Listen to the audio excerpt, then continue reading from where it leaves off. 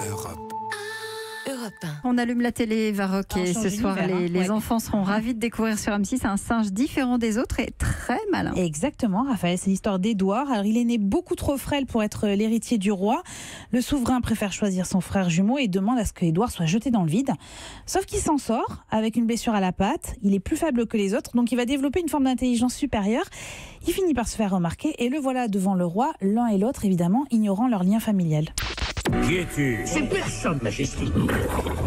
Je m'appelle Édouard, Majesté. Vous ne connaissez pas parce que j'habite là-haut dans les quartiers nord, personne ne vient jamais. Même les poubelles... Il n'y a personne là-bas, c'est personne. Laissez parler.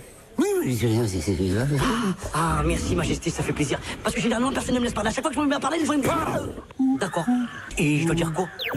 Et oui, Édouard, un singe blessé comme Jamel Debbouze, interprété par Jamel Debbouze et qui a le même humour que Jamel Debbouze. Exactement. Alors vous l'avez compris, pas question pour Jamel Debbouze d'ailleurs de faire un film d'animation sans référence à l'actualité, sans message à délivrer. Par exemple, dans cette communauté de singes, il y a une tradition, le nouveau souverain doit manger le père décédé. Pas du goût d'Édouard qui rêve, lui, de moderniser cette société. Majesté, vous n'avez pas mangé votre père quand même? C'est la tradition. Mais changeons la tradition.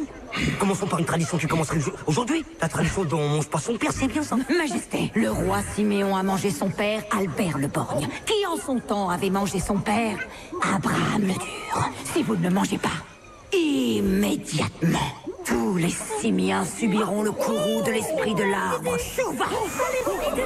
Vous serez un roi maudit. Vous allez pas écouter une folle qui fait... Non, Vania, elle dit n'importe quoi, ça se voit, c'est une dingo. Alors, Jamel Debbouze, il a mis 8 ans pour venir à bout de ce film qui est réalisé en capture de mouvement. C'est une technique en fait qui offre une animation très fluide, c'est assez étonnant de réalisme. Un des personnages est un alias de Louis de Funès. Et puis il y a Lucie, rencontrée dans le ciel, référence à Lucie in the Sky. Oh. Édouard la sauve d'un typhon, mais alors les premiers mots entre eux sont compliqués. T'es portugaise? T'es ashkénaze? Ça va, on peut discuter comme moi. Oh.